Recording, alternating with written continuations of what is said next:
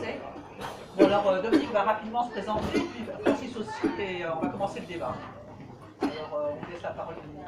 Ce qui m'amène à être ici ce soir, c'est en qualité, avec ma casquette de philosophe, mais d'abord une formation scientifique, de base, j'ai fait l'école des mines, et après j'ai travaillé dans l'industrie, donc ça n'a rien à voir avec la recherche fondamentale.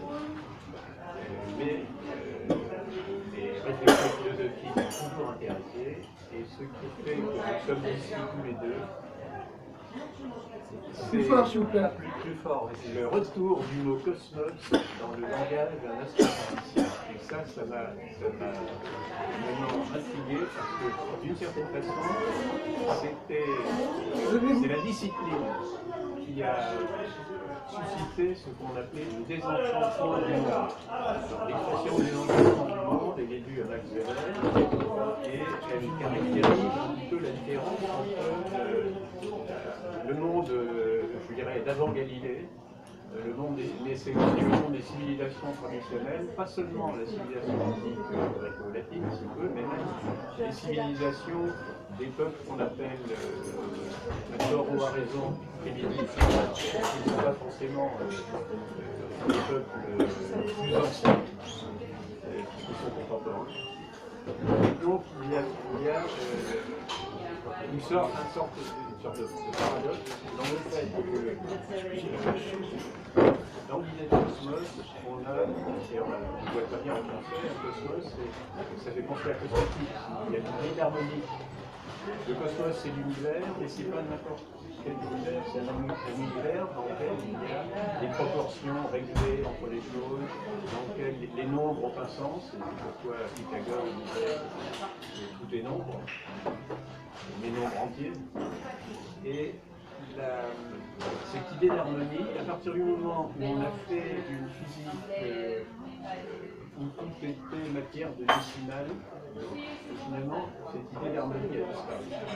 Et donc le cosmos a disparu, et c'était quand même très intéressant de voir l'idée de l'harmonie du cosmos revenir dans les écrits de Francis Sonchel. C'est sur cette base, évidemment, que nous nous sommes rencontrés et que nous avons fait une première petite discussion dans une radio libre il y a quelques mois. Donc, le point de départ, pour moi, c'était ça. Dans le cosmos, il y a il y a l'idée de beauté. Et ce qui est intéressant, c'est qu'en hébreu, c'est vrai aussi. Alors, vous savez, le mot tov, qui veut dire bon, en hébreu, il veut dire beau et bon. Il y a les deux aspects. Et le mot hébreu ténel, qui veut dire l'univers, dans lequel on retrouve un élément de racine commun avec le mot tov. L'univers en hébreu, il y a la même racine va dire condiment, va dire goût. Donc on retrouve aussi cette idée que ce qui est, je dirais presque par nécessité métaphysique, est un ensemble harmonieux. Et donc c'est pour moi une question fondamentale, et c'était intéressant de retrouver cette notion dans la bouche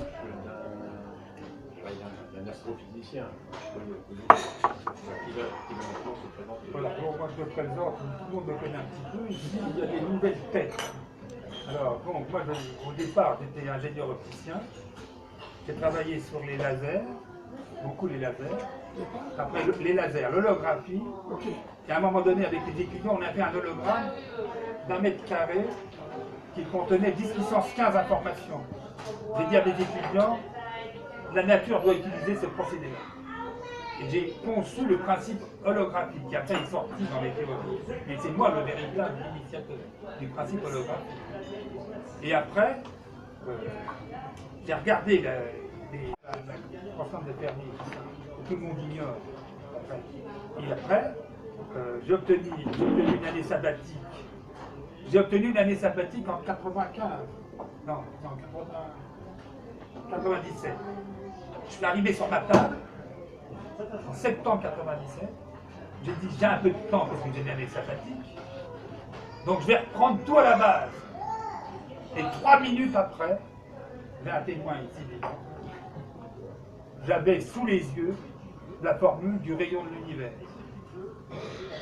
Regarde la tête. Je mens pas. Et ce que je viens de dire peut choquer tout le monde, mais manque de chance pour ceux qui sont choqués, c'est vérifiable par tout le monde. C'est-à-dire que ce que j'ai introduit comme découverte, c'est une découverte fondamentale, vérifiable par tout un chacun. Et il y a des gens parmi vous qui l'ont vérifié.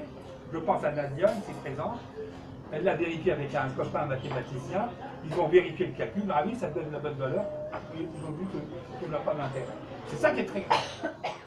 Ça fait des années que je vous dis, ça change tout. Non, vous ne pouvez m'écoutez pas. Vous ne comprenez pas que le fait que la science redevient accessible au commun des mortels, ça change complètement la situation. Parce que la science actuelle, et c'est l'un des thèmes, on va développer 5 thèmes. L'un des thèmes, c'est l'état catastrophique de la science actuelle. Oui, alors là, justement, il y a une remarque qui m'avait beaucoup intéressé d'Eddington. Un peu plus fort. Un peu plus fort. Oui, Eddington. Francis, ça va, mais là, c'est un peu... disait oui, la physique moderne aura fait un grand pas en avant le jour où elle aura renoué avec le sens de l'âge. Et il est vrai qu'aujourd'hui, on a une physique qui dans laquelle il y a un certain nombre de paradoxes. Enfin, je vais en citer quelques-uns, mais on parle par exemple, on qualifie la lumière d'onde vibrante, mais justement le milieu vibrant a disparu. Autant, disons, au XIXe siècle, depuis Newton, la notion d'éther était une notion fondamentale, puisque sans un milieu vibrant, comment imaginer qu'il y ait des interférences? Alors, on a conservé les interférences, parce que évidemment, on les constate, mais on a escamoté le milieu vibrant, sans lequel l'interférence limite ne peut même pas être décrite. Elle peut être à l'orient, on peut toujours faire des calculs. Alors ça, c'est aussi une critique qu'on peut faire de cette physique moderne, c'est-à-dire on fait des calculs sur un morceau de papier, enfin maintenant sur un clavier, mais dans quelle mesure il y a dans la réalité des êtres réels qui obéissent à ces calculs, ça c'est une question qu'on est parfois en droit de se poser. Donc je pense que ce problème de l'idée que la mathématisation rend compte de façon complète de la réalité, alors ça c'est une idée ancienne parce qu'elle remonte à Galilée. Alors vous avez cette formule de Galilée, un univers écrit en langage mathématique. Alors ce qui est amusant, c'est que le langage mathématique, c'était pour Galilée des triangles, des carrés, des rectangles, c'était de la géométrie. Et en fait, aujourd'hui, il y a très peu de géométrie. Ce sont surtout des équations, c'est l'algèbre qui a pris la place de la géométrie, alors que dans l'esprit de Galilée, qui est quand même le fondateur, seulement Galilée était le mathématicus du grand-duc de Florence. Donc il était mathématicien, c'était sa qualité socio-professionnelle, on dirait aujourd'hui. Alors ça c'est une chose très importante, parce que dans les discussions de Galilée avec le milieu environnant et les autres astronomes de l'époque, il est parti du principe que ses démonstrations et sa forme de connaissance étaient absolument certaines. C'est-à-dire qu'il a attribué ce qu'on appelle aujourd'hui la physique, une qualité de certitude qui n'existe que dans les mathématiques. Pourquoi? Parce que l'être mathématique s'épuise dans la définition qu'on en donne. Je répète parce que c'est important. L'être mathématique s'épuise dans la définition qu'on en donne, c'est-à-dire que tout est dans la définition. Si j'ai défini 2 comme étant 1 plus 1, j'ai parfaitement défini 2 et il n'y a rien à chercher au-delà. Par contre, il y a beaucoup à trouver à partir de cette définition. Donc, le problème, c'est qu'en mathématiques, on peut aboutir à des certitudes très grandes, Et on peut même aboutir à des démonstrations d'inexistence de quelque chose. Alors ça, c'est tout à fait extraordinaire, parce qu'en réalité, il est impossible, dans le monde concret, de démontrer que quelque chose n'existe pas. Ça c'est réservé à l'univers mathématique. Précisément parce que, comme je disais, l'être mathématique, il est épuisé dans sa définition. Tandis que l'être physique normal, on essaye évidemment de l'analyser, de le décrire en particulier avec des équations, mais il y a toujours une dimension qui va au-delà, et en ce sens, c'est pour ça dire que les mathématiques ne sont pas une science. C'est-à-dire qu'il n'a pas, vous savez, le prix Nobel de mathématiques, précisément parce que Nobel voulait que son prix, évidemment, il voulait servir l'humanité. Je pense qu'il avait quelques regrets des usages les plus courants qu'on avait fait de la visite. Et donc, pour compenser, il a voulu. Et donc, il a réservé son prix à des savants qui mettraient au point des choses utiles à l'humanité. Et pour cette raison, les mathématiques n'ont pas été considérées comme dans le panel de en ce qui concerne notre sujet d'aujourd'hui, c'était l'idée que il y a quelque chose d'assez paradoxal dans le fait de voir que les astrophysiciens font des équations sur le bout d'une table en 3 minutes. En utilisant par exemple les équations des grandeurs, ça m'a pris 3 minutes. Voilà, ils obtiennent des résultats, mais dans quelle mesure ces résultats mathématiques s'appliquent vraiment à l'univers réel? Alors, je réponds. Alors, très intéressant. Bon, attendez. Avant que je prenne la parole, je voudrais demander à Jackie, enfin pas Jackie, monsieur à côté, est-ce que vous pourriez leur demander d'éteindre le son qu'on a là? Parce que c'est vrai que ceux qui sont Il y a de la musique ici, ça gêne. Ça gêne. Il y a déjà du bruit dans le musique. Ouais, mais est-ce qu'ils ne peuvent pas éteindre ou en tout cas diminuer? Oui, mais c'est les... Ah, ils peuvent le faire, ça. On peut peut-être leur demander. Si vous pouviez leur demander. Allez, Il va y aller. Oui, il y a des gens qui l'entendent. Merci Alain. Non, mais il y a plus grave. Ce que dit à Dominique, c'est très bien, mais il y a beaucoup plus grave que ça. C'est rien. Les mathématiciens ont voulu prendre le pouvoir.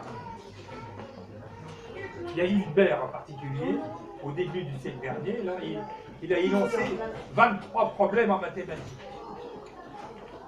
Et alors le 6e problème, c'est qu'on va axiomatiser la physique. Axiomatiser la physique comme ça en passant. Vous vous rendez compte? Je ne sais pas si vous vous rendez compte de la prétention de ces gens-là. Les mathématiciens sont des prétentieux. Et alors ce qui se passe, ils sont actuellement complètement noyés dans des tas de théories. Ils ne se comprennent pas entre eux. Parce qu'ils ont sorti un jargon. Moi, quand j'écoute les mathématiciens, j'ai essayé d'écouter à Paris 7 avec Léa, et on ne comprend rien. Moi, quand je leur ai fait une petite conférence là-bas, ils ont tout compris. Mais quand ils font, on ne comprend rien sur les... Donc les mathématiciens se sont noyés. Ils sont complètement noyés. Donc surtout, ne faire plus confiance aux mathématiciens. J'ai vu là, il y a Alain Cône là au Collège de France, je l'ai été voir. Voilà, alors qu'est-ce qu'il faisait? Il était en train de sortir l'explication du hasard par les mathématiques. Alors, j'ai montré l'un de mes résultats, c'est ce qu'on appelle l'axe topologique. J'ai consigné sur un seul schéma, comme je disais à mes étudiants. Quand vous avez beaucoup de données, vous consignez sur un schéma pour voir ce qui se passe. Et j'ai obtenu un alignement terrible qui aboutit au grand cosmos. C'est quoi grand cosmos? Attention. Alors, le cosmos, vous êtes tous habitués, on vous a dit, et je l'ai calculé en 3 minutes, il y a le fameux rayon de fuite des galaxies, le rayon des galaxies, des univers visibles. Mais au-delà, il ne va peut-être pas être content.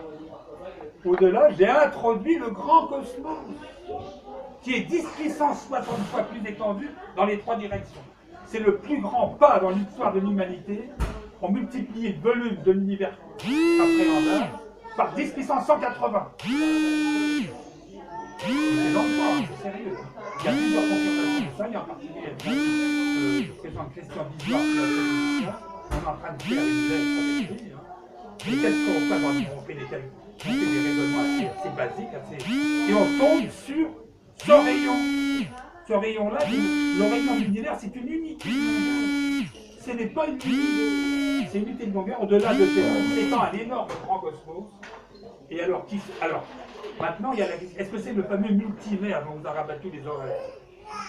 On vous a entendu parler du multivers? Non. Bon, alors il y a des gens qui disent, il y a plein d'univers différents, il se trouve, on va parler du principe cosmique, il se trouve qu'on est dans un bon, et les autres ne sont pas bons.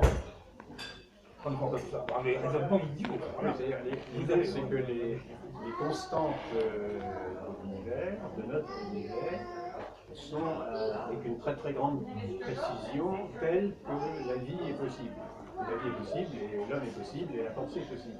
Et évidemment, si on change un petit peu la masse du proton ou la constante de gravitation, à ce moment-là, tout disparaît. Précisément parce que, je dirais, dans la notion de cosmos, c'est normal. Parce que l'harmonie demande l'exacte proportion de tout, et si vous avez une seule fausse note dans un concert, tout est raté. Pour que le concert, pour que le beau puisse se produire, il faut que l'harmonie soit complète. C'est extrêmement difficile de créer de l'harmonie. Ce n'est pas. Or, notre univers est harmonieux. Donc c'était alors, dans l'Antiquité ou pour les fondateurs de la science moderne, cette harmonie se comprenait comme l'indice d'une intelligence qui était au départ. C'est-à-dire que c'est le concept de finalité, c'est le concept de cause finale qui était essentiel dans la pensée médiévale et qui a été peu à peu mis de côté dans la science moderne. Alors ça s'est fait pratiquement en plusieurs siècles. C'est ce que j'appelle la laïcisation de la science. C'est le thème de la laïcisation, en sens que dans l'esprit des fondateurs comme Descartes et Newton, la cause finale, elle a un nom, elle s'appelle Dieu. Alors évidemment, derrière ce nom, ça peut être, comme pour Pascal, le Dieu d'Abraham, d'Isaac et de Jacob, ou ça peut être le Dieu des savants et des philosophes. Et dans le cas de Descartes et Newton, c'est bien le Dieu des savants et des philosophes, mais donc c'est l'intelligence créatrice qui permet de comprendre qu'il y a un cosmos, c'est-à-dire qu'il y a une harmonie, et qu'il y a une finalité. Agir intelligemment, c'est agir en vue d'une fin. Si on supprime... Alors c'est pour ça que les partisans, alors les gens qui ne veulent pas de la cause finale, mais qui constatent la perfection de notre univers, du point de vue de l'ajustement fin des constantes physiques en particulier, mais qui veulent donc maintenir la notion de hasard créateur, alors se trouvent devant un paradoxe, et ils ont résolu ce paradoxe d'une manière paradoxale, d'ailleurs, en disant alors au hasard il y a des millions d'univers différents, et évidemment nous sommes dans l'univers où la masse du proton, la vitesse de la lumière, etc., ont les valeurs permettant à la vie d'être possible. Mais ce problème était parce qu'Aristote s'était déjà posé la question et avait donné la réponse à la question: y a-t-il plusieurs univers? Il n'y a qu'un seul univers, puisque s'il y en avait deux, eh bien l'univers serait l'ensemble des deux. Donc le multivers, ça n'est pas du tout une innovation intellectuelle importante, c'est une manière de maintenir l'absurdité du monde tout en reconnaissant l'intelligence et l'harmonie dans le monde que nous constatons. Bon, donc j'embraye un petit peu sur ce qu'a dit Damini. Il a parlé de laïcisation. Il a prononcé le vrai mot. Le vrai mot, c'est hasardification. Hasardification. C'est le hasard qui est devenu le moteur de la science. En particulier avec l'évolution de Darwin. Qui est catastrophique. On a présenté ça comme une théorie, oui, au hasard, non, un organisme vivant ne peut pas se transformer comme ça. Si vous voulez passer d'une espèce à une autre, il faut qu'il y ait 1 millier au minimum de mutations simultanées. Attention. Alors, on vous a enseigné ça dans les écoles en vous affirmant que c'était vrai. Pourquoi? Parce qu'il y avait un consensus, soi-disant, des soi-disant scientifiques.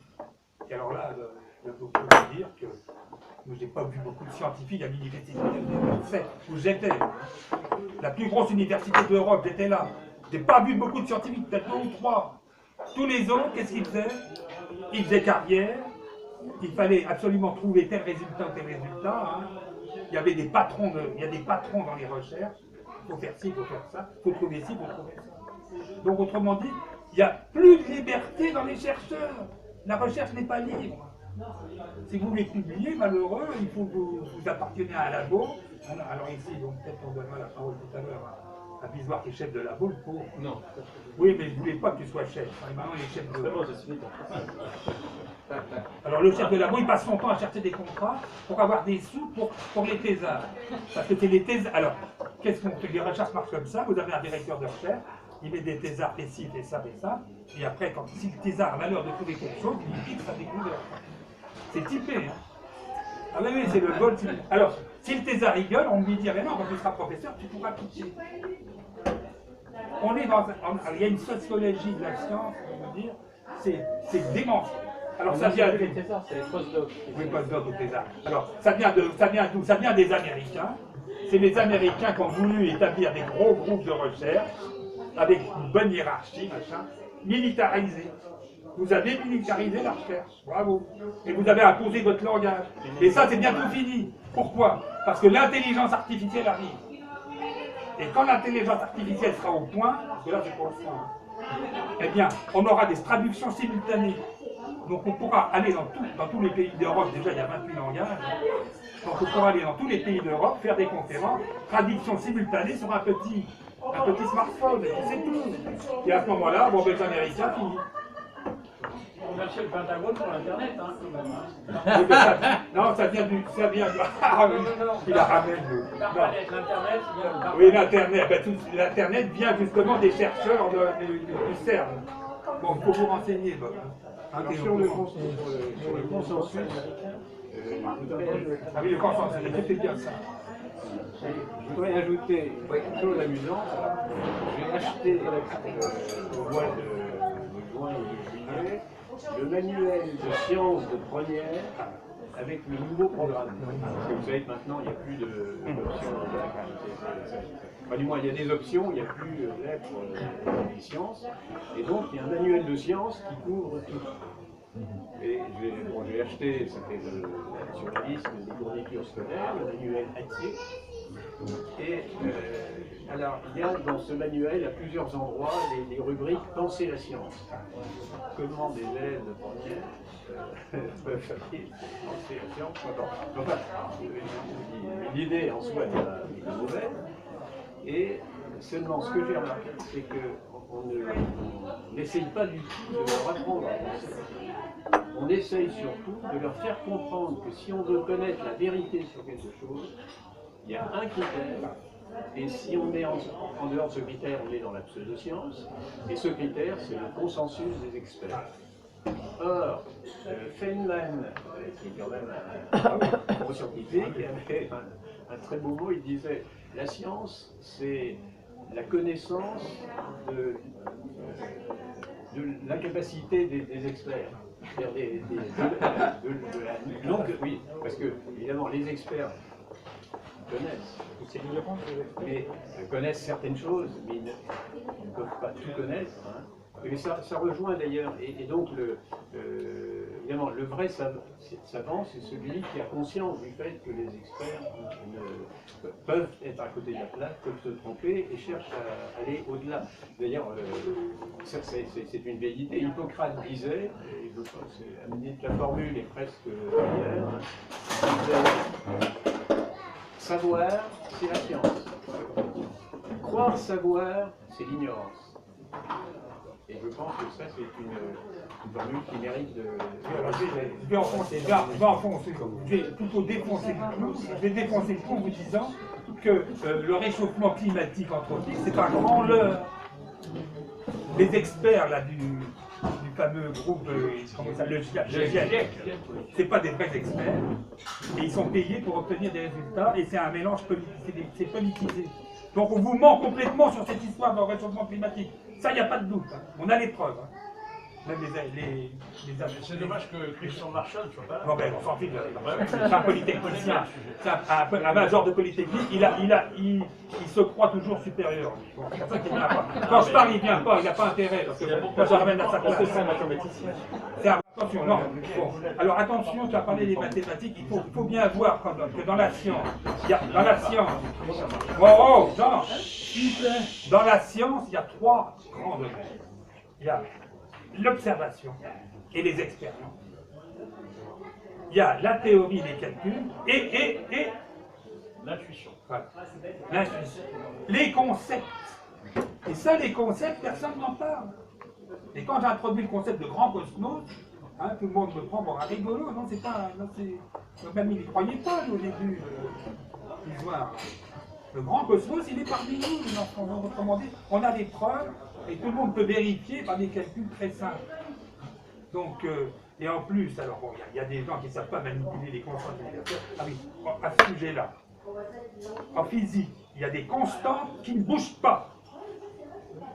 Constantes universelles, qui sont valables partout et tout le temps pareil.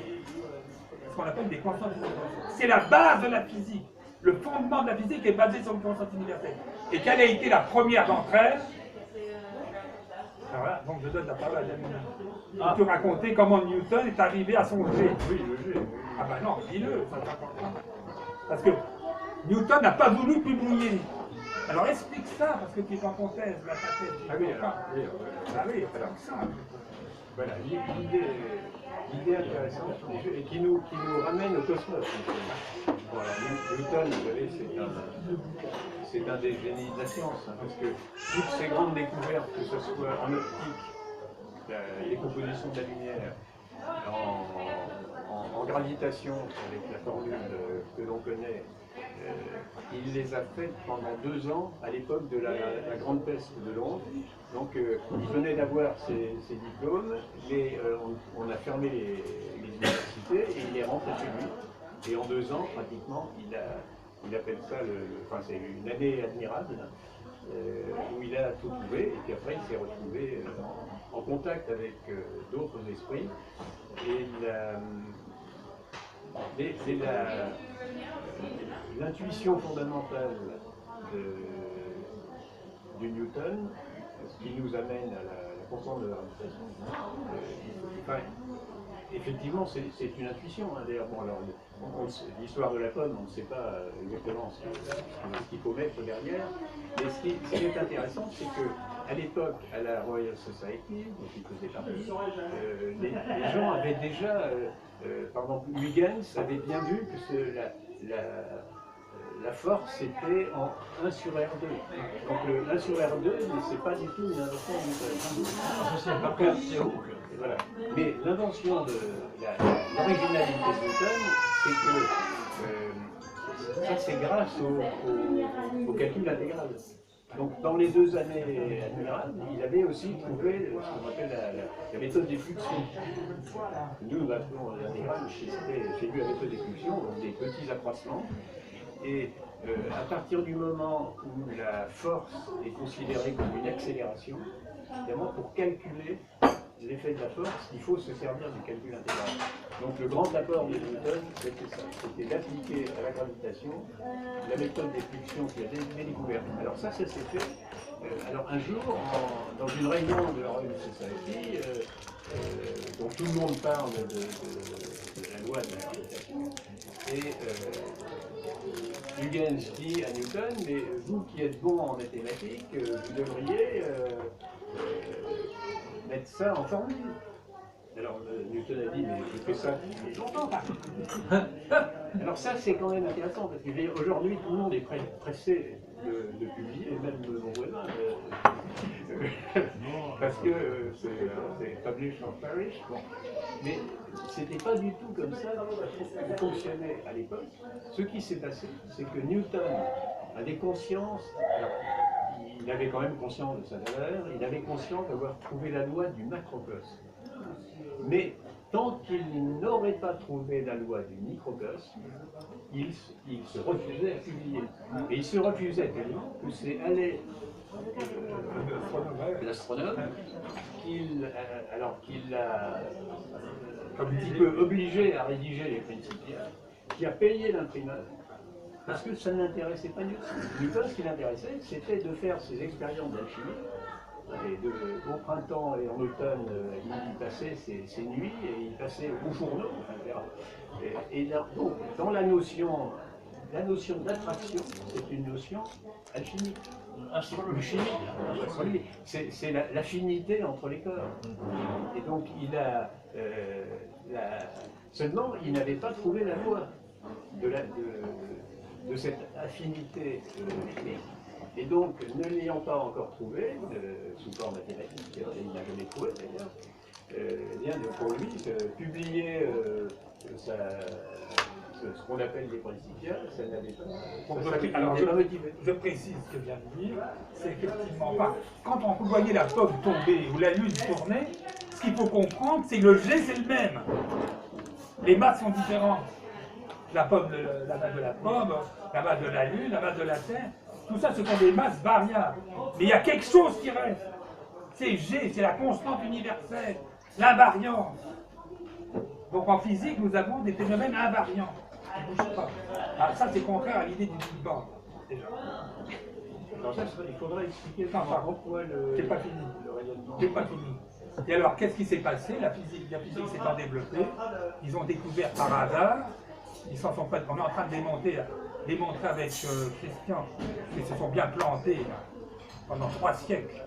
C'était pas vous ne devez pas trouver ça par hasard, ça devait sortir directement des découvertes de Kepler, avant Newton. Ouais.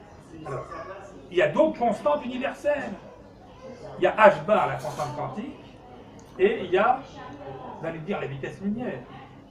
On parle de A. Donc des constantes physiques. Donc il y a le G, il y a le h bar, il y a le C qui n'avait pas été encore découvert, la vitesse de la lumière, mais il y a aussi les masses des particules, électrons, protons et neutrons. Or c'est en mélangeant ces constantes-là, en 3 minutes, j'ai calculé le rayon de Hubble. Alors, donc maintenant je fais le point sur la cosmologie, c'est un autre thème de notre débat, là. Le point sur la cosmologie actuelle, ils sont en contradiction avec nous-mêmes, ils arrivent, ils avaient dit on a des corrélations à 1% avec le rayonnement cosmologique, ils arrivent à un défaut de 10% entre l'expérience directe et la théorie. Et ma formule arrive pile sur les dernières mesures qui viennent d'être faites en juillet. Il y a un groupe à Chicago, un groupe très important d'astronomes qui ont fait des mesures sur le rayon de l'univers, et ils ont trouvé la valeur qu'ils avaient trouvée il y a 20 ans en 3 minutes. Donc, où on est là? 3 minutes ça m'a fait. Que le système scientifique, c'est comme des noyés. Quand vous essayez de les sauver, ils se débattent et puis ils vous noient vous-même. Ils ont essayé de me noyer, ils ont voulu m'enfermer. Alors ça, ils voulaient m'enfermer. Hein. Je disais, vous avez tout faux. Quand quelqu'un dit ça, ça a l'air plus mal apparemment, mais ils auraient dû m'écouter. Et maintenant, 20 ans après, il se trouve que les dernières mesures prouvent que j'avais raison depuis le début. Et que donc, le système scientifique s'est noyé. En particulier les Américains, parce que c'est eux qui ont voulu tout diriger. Et les Américains, bientôt, quand vous verrez un Américain, il va changer de trottoir. Hein. C'est des Américains ici. Hein. Non, le pauvre Bob, je ne sais pas qui c'est qui l'a envoyé ici. Mais ça veut dire aussi que le calcul... We shall overcome. Careful, he's a spy of Trump. Ça veut dire que le calcul est pertinent. Écoutez, j'ai critiqué les mathématiques tout à l'heure. Pas des mathématiques. Dans le monde réel, on ne peut pas avoir la qualité de certitude que l'on a en mathématiques. Mais il faut en même temps reconnaître que l'univers peut se décrire avec les mathématiques, et que les mathématiques sont un outil fondamental. Je le coupe. C'est pas des mathématiques, c'est l'application directe. Non, c'est l'application directe des lois de la physique, c'est-à-dire quand vous avez 3 constantes universelles, vous pouvez en déduire une longueur, une masse et un temps. On apprend ça au lycée normalement, mais je crois qu'ils ont l'enseignement n'est pas bon. Oui, mais c'est Non, quand non, même. en première année de fac. Les En première année de mathématiques. fac. Oui, mais ils le font pas. Personne ne le fait. Quand quelqu'un leur montre, parce qu'ils n'ont pas fait le calcul. Mais quand on. Donc ça veut dire, bon, déjà ils ont tort. Mais quand on leur montre, ils ne veulent pas admettre. Ils n'ont pas voulu admettre. Voilà. Oui, mais c'est quand même une multiplication Oui, c'est juste. qui a été faite. Donc la multiplication, c'est une opération mathématique tout à fait respectable. On a vu on multiplie. Et fondamentale. Hein, c'est-à-dire, c'est parce que c'est presque le point de départ de la géométrie. Vous avez en Égypte, tous les ans, avec l'inondation du Nil, il fallait redécouper les terres pour donner à chaque famille une surface proportionnelle à son importance. Et donc les géomètres de terrain étaient des êtres fondamentaux dans le fonctionnement de la société égyptienne. Mais ce qui est absolument extraordinaire, c'est que la surface, au fond, d'un champ, c'est le résultat d'une multiplication. C'est la longueur multipliée par la largeur. Donc c'est une opération très simple, la multiplication, et qui dès le départ, dès le béaba de la géométrie, s'est prouvé pertinent. C'était pas, on pourrait dire il faudrait additionner la longueur et la largeur. Mais en fait, c'est la multiplication. Donc c'est intéressant de voir que la multiplication, c'est une banale opération mathématique, la multiplication qui est au fondement de la science dès l'Antiquité, se retrouve dans la formule 3 minutes qui multiplie 3 constantes. Voilà. Donc c'est quand même prodigieusement, c'est prodigieux qu'il y ait cette efficacité de la mathématique, et en même temps ça nous ramène à l'harmonie et à l'intelligence du cosmos. Ça veut dire qu'il y a une analogie entre le fonctionnement de notre intelligence, de la multiplication d'une opération abstraite, et le fonctionnement du cosmos. Donc ça, c'est quelque chose qu'on a le droit de méditer. C'est un big clash. Donc vous avez tous entendu parler, vous avez entendu parler du Big Bang. Oui. Bon, alors ce Big Bang a été annoncé justement par un opposant au Big Bang qui s'appelait Fred Hoyle à une émission de radio comme par hasard. Et il a dit c'est complètement idiot leur mettre Big Bang. Mais tout le monde a cru ça après, oh, il était bien, bien. Bon, là, moi, ce que je vous annonce, avec l'émission radio, donc, on vous enverra, Nadia peut vous envoyer l'émission radio qu'on a faite, elle est enregistrée, elle est dans le site de Nadia. Donc, moi, j'ai annoncé le Big Clash. Donc, tout va s'effondrer. Parce qu'il faut bien comprendre qu'il y a 3 mafias. Quelles sont les mafias? Alors, vous avez la mafia économique, la mafia politique et la mafia scientifique. Ils sont de mèche. La mafia LGBT. Ils sont de mèche. Non, tout. Vous avez bien vu dans le réchauffement climatique. Ah oui, la petite égérie, là, quand elle est montée à la tribune, l'autre là, la petite Greta machin. Greta Grunberg. Alors elle est arrivée, tout. Oh monsieur, faut écouter les scientifiques. Et voilà. Voilà. Moi, on écoute. Alors on écoute Greta, moi on m'écoute pas, moi. Mais non, ça veut dire. J'ai envie de me coller une baffe à l'autre. Ah non, c'est grave. Alors donc, non, mais ils ne m'écoutent pas parce qu'ils sont noyés. Alors vous aussi, je m'excuse de vous dire, vous êtes un peu noyés aussi, les philosophes. Pourquoi? Parce qu'un philosophe, normalement, il doit se fixer sur la vérité. Recherche de la vérité. Alors là, j'ai beaucoup apprécié, et ça, personne ne l'a fait.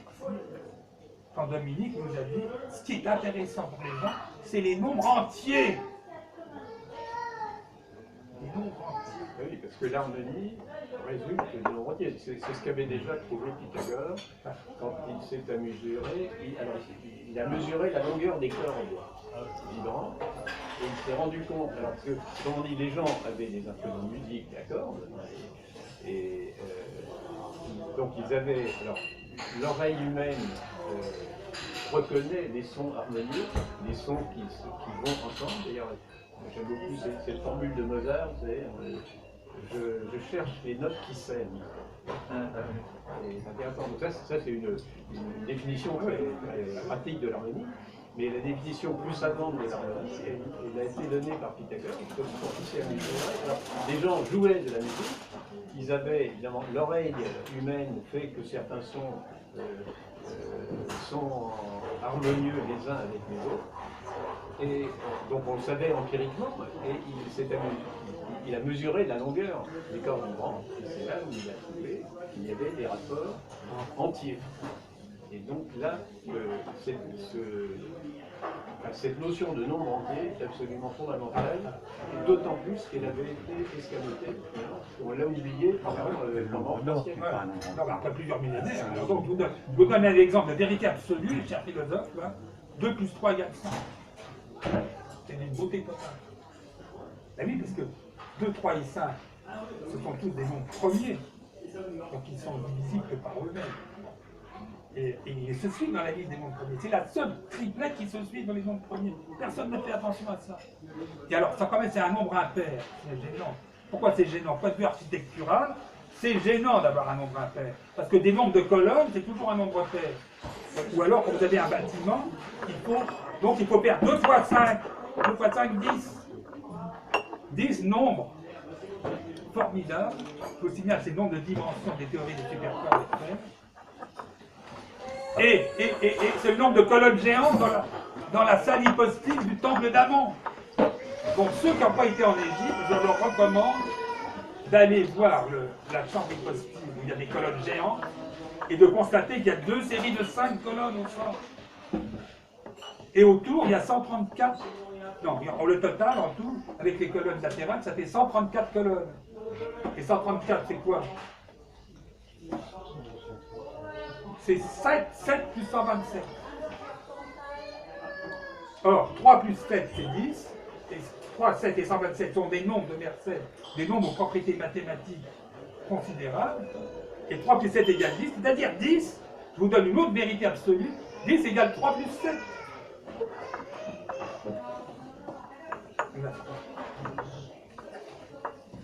Il y a un théorème de mathématiques qui dit que tout nombre pair est décomposable en 2 nombres premiers. Donc 10 égale 3 plus 7, c'est d'une beauté absolue. Parce que 3 c'est 2 puissance 2 moins 1, et 7 c'est 2 puissance 3 moins 1, et il y a 127 après. Autrement dit, la somme de ces 3-là, c'est 137, qui est le nombre de base de l'électricité.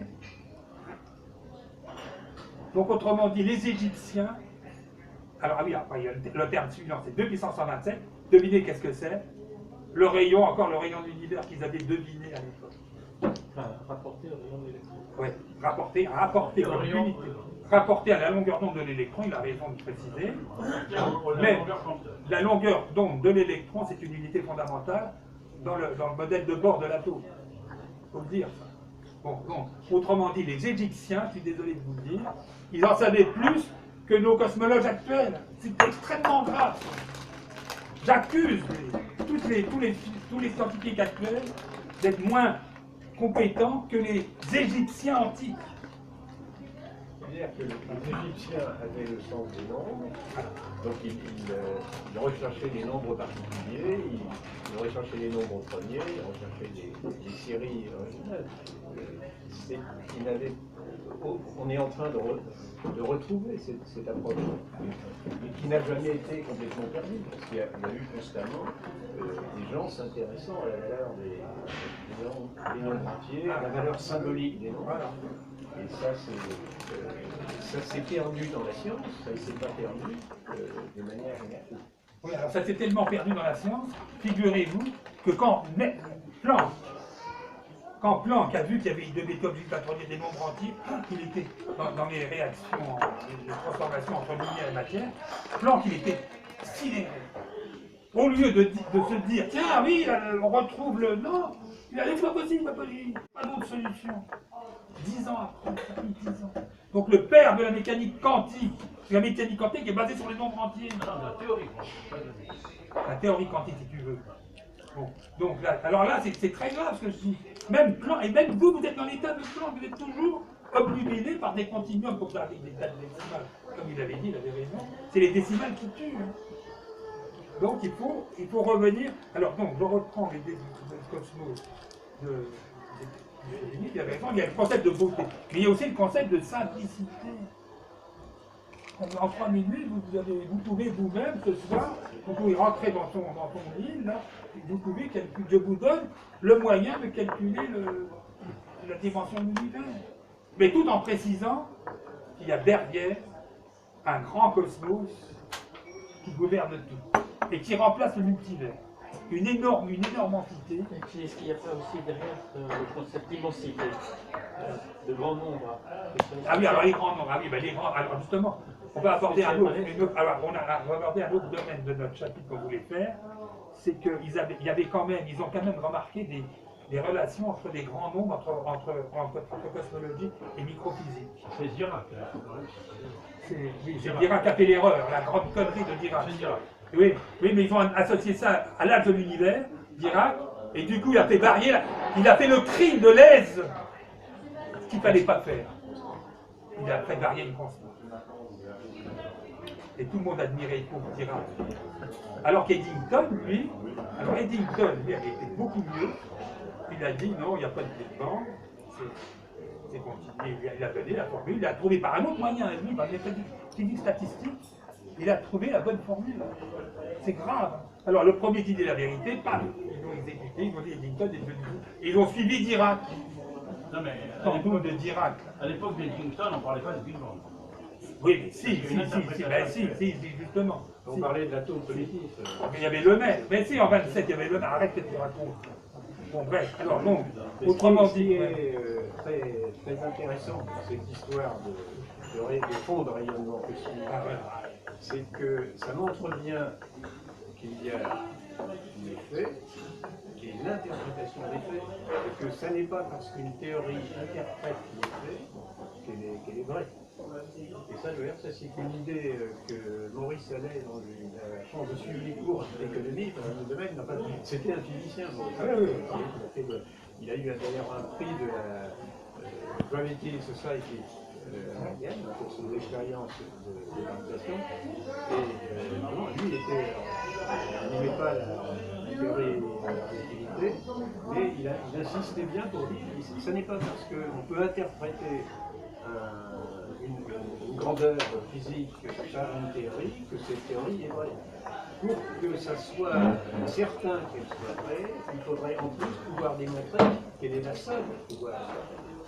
Mais ça n'est jamais possible. Alors ce qui me paraît fascinant dans l'histoire de Francis Frankel, c'est de dire au fond ce rayonnement de Penzias et Wilson, on l'a interprété d'une façon, et ça a été donné comme une preuve vivante. Première page de New York Times. Mais au fond, cette interprétation était fausse, et je n'aurais une meilleure. Oui, alors voilà. Non, mais alors là ça c'est un modèle de supercherie générale qui est remarquable. Pourquoi? Parce qu'ils ont dit, il y a un rayonnement, alors je vous explique, il y a un rayonnement qui vient du fond de l'espace qui est parfaitement isotrope, partout le même. Et la répartition spectrale est exactement la courbe théorique. On ne sait pas faire dans les labos. Très magnifique. Tu veux dire un rayonnement de corps noir idéal? Oui, idéal. On n'est même pas capable de Non, le on n'est pas faire. capable de le faire, ben oui, ça peut le faire. Et lui, le cosmos, il le fait tout. Alors, qu'est-ce qu'ils ont dit? Première page de New York Tribune, machin, là. Ils ont dit c'est la trace refroidie du Big Bang. Mais oui, mais attention, un peu de logique. Il faut préciser que ça correspond à une température de 3 degrés Kelvin. Donc ça refroidit. Alors, il a tout gobé. Lui, il a tout gobé. Parce que non, il est comme ça. Lui, il n'a pas gobé. Monsieur, Ouais. parlez plus fort, s'il vous plaît. Ouais, parle plus fort. Non, mais de toute façon, ce qu'il dit. Ça va, pour l'instant, c'est pas intéressant. Non, il faut attendre ce qu'il dit. Non, mais il ne lâche pas, il va se faire abrer par Francis. C'est pas très génial, Mais non, mais vous ne vous rendez pas compte de la supercherie. Parce que rien n'est plus pour un physicien normal. J'espère qu'il y en a parmi vous. Ah ouais. Rien n'est plus éloigné d'une explosion d'un équilibre parfait thermique, enfin. Alors vous avez gobé ça. C'est la trace, alors c'est parfait, c'est thermique. Alors le thermique, ça veut dire équilibre, ça veut dire que justement, c'est le principe d'invariance de l'univers. L'univers ne bouge pas. Cette histoire de l'univers qu'on vous enseigne, c'est une. Alors oui, l'histoire de l'univers, c'est une entourloupe. On vous explique le Big Bang, il y a eu ça, il y a ci, il y a ça. Ça, c'est une entourloupe totale. Et c'est pour ça qu'actuellement, la cosmologie, ils s'en sortent pas. Ils vont pas s'en sortir. Parce qu'il n'y a pas de début de l'univers ni de fin. L'univers, il est parfait. Alors je crois qu'il y a un philosophe qui justement, il avait dit au début de la philosophie, avant Socrate, il y en avait un qui disait, qui insistait sur la... C'est Parménide. Il insistait sur la permanence. Il bagarrait avec un autre qui dit tout varie. Il y avait un autre qui disait, ouais, ce qui est constant, c'est le changement. Non, justement, la morale de la physique, ce qu'il faut enseigner en physique aux jeunes, c'est que vous avez des constantes qui ne bougent pas. C'est pour ça que Dirac, là, il n'a rien compris à la physique. Bah, il a eu le prix Nobel. Oui, mais justement, oui, alors c'est mauvais signe. C'est mauvais signe pour les prix Nobel. Ah non, mais les prix Nobel, c'est une catastrophe. On donne la prix Nobel aux petits copains américains en général. Ah oui, ouais.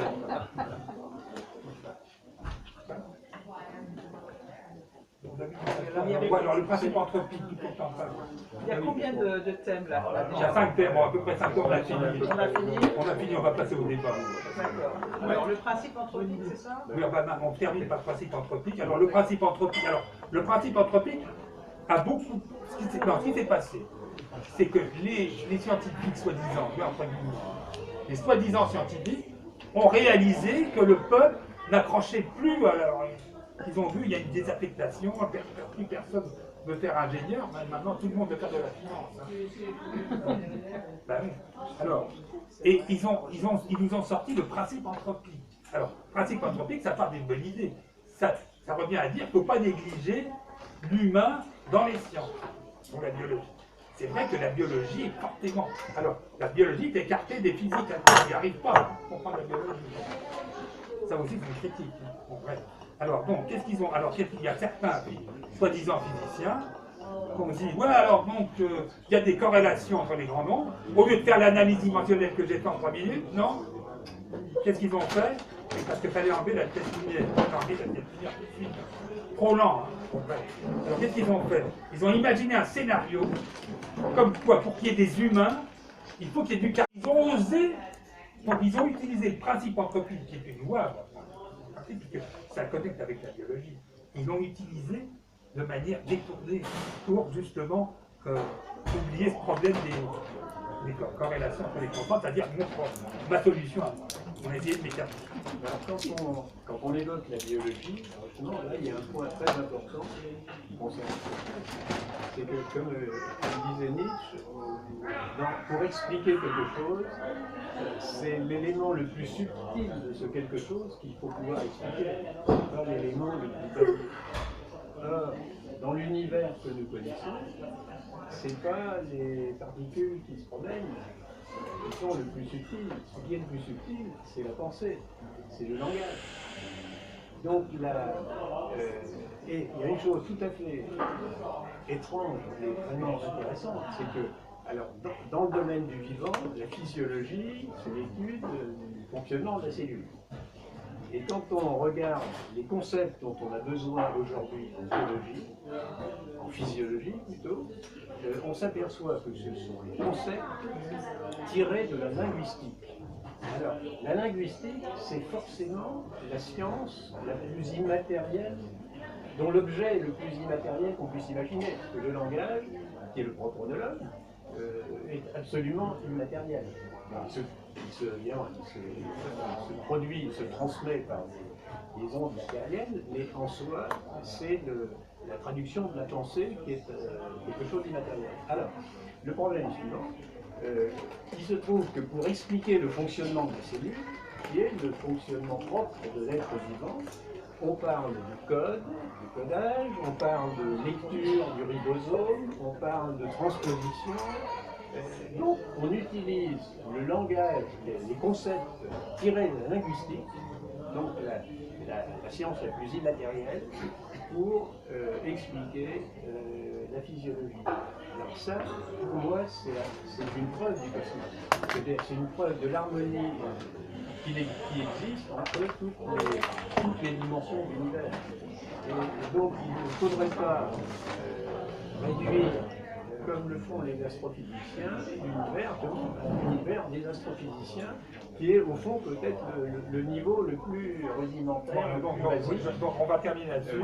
Oui, alors la définition officielle de l'univers, c'est un ensemble de particules en interaction. Oui, ça c'est une définition. Ah, c'est la définition officielle. Un enfant donné, de vous débrouiller avec ça. Alors la physique des particules, je vous dis pas. La physique des particules, catastrophe. Alors c'est pas ça qu'on vous dit, ah ben non, non, ils sont contents les Américains, machin, tout ça. Non, non, non. C'est la catastrophe totale. Pourquoi? Parce que figurez-vous qu'il y a l'électron qui est formidable, je signale qu'il y a un électron lourd et un électron super lourd. Il y a 3 familles de particules. Ils n'arrivent pas à expliquer pourquoi il y a 3 familles. Vous voyez le niveau. Donc, c'est-à-dire, ils ont fait des théories mathématiques qui expliquent pas mal d'expériences, mais ils ne comprennent pas le fond. Donc la physique, si on vous balance l'univers en résolution de particules, c'est foutu d'avance. Alors il y a quand même des physiciens qui osent dire que la physique est dans une impasse. Bon, il y a des tas de physiciens qui sont sortis, ils sont noyés. Mais ils veulent, quand on leur donne la voie pour sortir, ils ne voient pas. Ils ne voient pas la voie. La voie, c'est justement la voie des nombres entiers, hein, l'harmonie, tout ça. Alors bon, on va terminer là-dessus. Je vais annoncer la conférence que tu vas faire. Tu vas faire une conférence sur l'harmonie du cosmos bientôt. Ah oui, C'est l'année prochaine. bientôt, l'année prochaine, c'est une date qui n'est pas encore fixée, mais qui sera entre fin novembre et début décembre. Bon, ça sera à Orsay d'ailleurs, mais oui, c'est pour le moment, c'est pas encore. Non, mais tu peux annoncer. Mais le thème général serait l'harmonie du cosmos. Et c'est où exactement? Nadia vous communiquera Il va recevoir un mail. Bon, ben Nadia, et toi? Bon, bah alors le débat va commencer. Alors ceux qui souhaitent intervenir pour dire quelque chose, alors ce qui serait bien, c'est de poser des questions. Oui, on peut commenter, mais poser des questions, c'est mieux. Voilà. Bon, premièrement, j'ai quelques points très